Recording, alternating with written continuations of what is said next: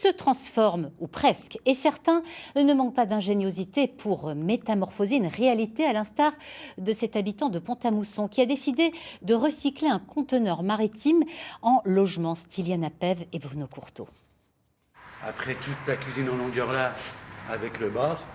Une maison de 140 mètres carrés en conteneurs recyclés et éléments de maçonnerie.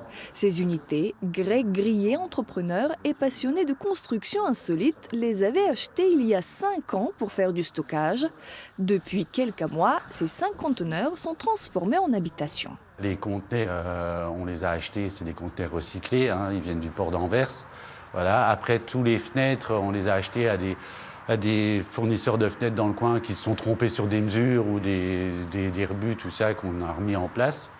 Après, par exemple, la cheminée, on l'a acheté sur le Bon Coin. Le sol, pareil, ça sera du liège d'un restant de chantier.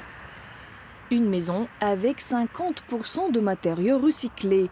Une façon de baisser les coûts de construction en plus des délais 2 fois plus courts.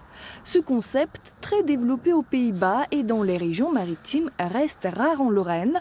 Conception des volumes, isolation et permis de construire, le propriétaire a fait appel à un architecte. Vous pourriez effectivement avoir un refus sur l'autorisation de construire une maison conteneur par rapport au plan local d'urbanisme si vous laissez votre conteneur visible. La plupart du temps, effectivement, avoir un conteneur visible pose souci pour des raisons esthétiques.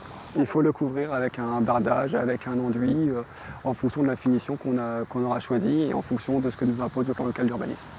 Pour l'achat des conteneurs recyclés, comptez 2 500 € chacun avec la livraison comprise. Cette maison haut de gamme, destinée à devenir un gîte, va coûter 1 500 € du mètre carré.